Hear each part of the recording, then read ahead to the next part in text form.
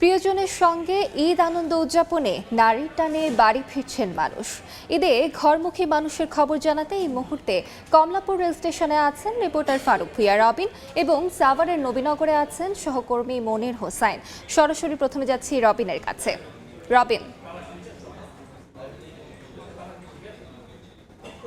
বিষয় যদি জানাতে চাই এবারের ঈদ যাত্রা, সেটা কিন্তু এখন পর্যন্ত আমরা যেটি দেখতে পাচ্ছি যে তুলনামূলক স্বস্তিদায়ক।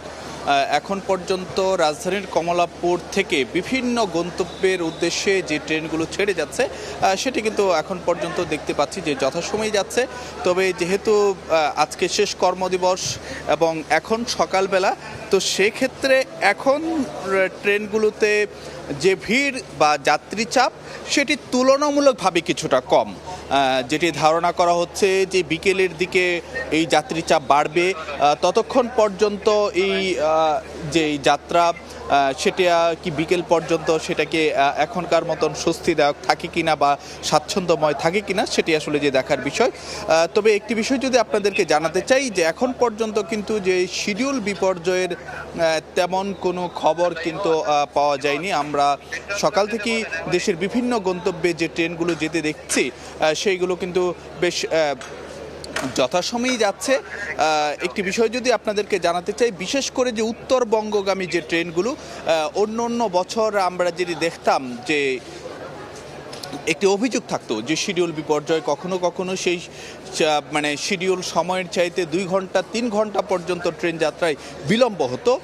কিন্তু এবার কিন্তু যে সেটি দেখা যায়নি। আমরা সকাল থেকে উত্তরবঙ্গের উদ্দেশ্যে বেশ কয়েকটি ট্রেন কমলাপুর রেলওয়ে স্টেশন ছেড়ে যেতে আমরা দেখেছি এবং সেগুলো যথাসময়েই গেছে। মূলত যমুনা রেল সেতু চালু হওয়ার যে সুফল সেটিই পাচ্ছেন এমনটাই কিন্তু যে জানাচ্ছেন যাত্রীরা। তার ফলে যে এবারের যে উত্তরবঙ্গের উদ্দেশ্যে যে ট্রেন যাত্রাটা সেটি বেশ স্বাচ্ছন্দ্যময় হচ্ছে এমনটি মনে করছেন যাত্রীরা। তার পাশাপাশিও কিন্তু যে রেলের ব্যবস্থাপনায় পরিবর্তন আসা, তার ফলেও যে যাত্রীদের যাত্রাটি এখন পর্যন্ত স্বস্তিদায়ক এমনটাই কিন্তু মনে করা হচ্ছে। তো এখন দেখার বিষয়, এখন পর্যন্ত কিন্তু আমরা যেটি দেখতে পাচ্ছি যে ট্রেন যাত্রায় বড় ধরনের কোনো অভিযোগ নেই। তারপরেও যে এখানে খুব বেশি একটা যে শিডিউল বিপর্যয় হচ্ছে তেমন ট্রেনে যাত্রী চাপও তুলনামূলকভাবে সহনীয় পর্যায়ে আছে। তবে এই অবস্থা বিকেলবেলায় হয়তো বা যে যাত্রী চাপ বাড়বে তেমনটি কিন্তু মনে করা হচ্ছে, যেহেতু আজকে শেষ কর্মদিবস। বিকেলবেলা থেকে কিন্তু যে মানুষ আরও বেশি করে ঘরমুখী হবেন। আমরা একটু সড়ক পথের খবরাখবর জানার চেষ্টা করব। আমাদের সহকর্মী মনির যুক্ত হচ্ছেন আমাদের সঙ্গে। মনির,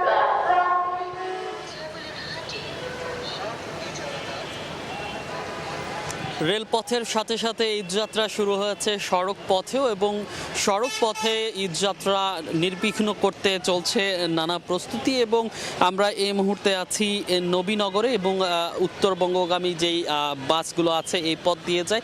এবং আমরা যেটি আসলে দেখেছি যে এই ঈদযাত্রা নির্বিঘ্ন করতে সেনাবাহিনীর তৎপরতা দেখেছি, সেনাবাহিনী কাজ করছে, সেই সঙ্গে হাইওয়ে পুলিশও কাজ করছে। তবে আজকে সকাল থেকে যাত্রা শুরু হলেও এখনও কিন্তু তেমন একটা প্রভাব পড়েনি সড়কে, যেহেতু এখনও অফিস চলছে এবং বলা হচ্ছে যে অফিস শেষ হওয়ার পর অর্থাৎ দুপুর থেকে বিকাল নাগাদ এই চাপটা আসলে বাড়তে পারে। এখানকার আইন শৃঙ্খলা বাহিনীর সদস্যরা যারা আছেন তাদের সাথে আমরা কথা বলেছি, তারা আসলে যেটি বলছেন যে বাড়তি যেই চাপ সেই চাপ সামাল দিতে তারা প্রস্তুত রয়েছেন এবং যে কোনো পরিস্থিতি মোকাবেলা করতে তারা প্রস্তুত রয়েছেন, এবং যাতে যেই হাইওয়ে রয়েছে সড়ক মহাসড়কে কোনো ধরনের যানজটের সৃষ্টি না হয় সেটি আসলে তারা তৎপর রয়েছে। এবং এই পথে চলাচল করা চালকদের সাথে কথা বলেছি, তারা বলছে যে দু একটি জায়গায় আসলে কোনো জায়গায় খানাখন্দের কারণে তাদের ধীর গতিতে চলতে হচ্ছে।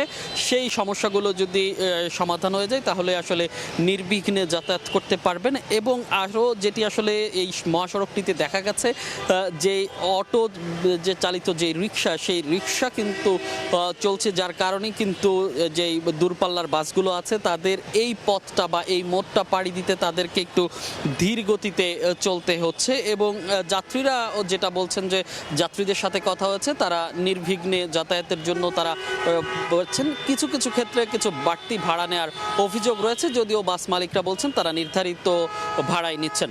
তো নবীনগর থেকে ঈদযাত্রার এই ছিল আমার কাছে সবশেষ খবর। সরাসরি যুক্ত ছিলাম কমলাপুর রেল স্টেশন এবং সাভারে।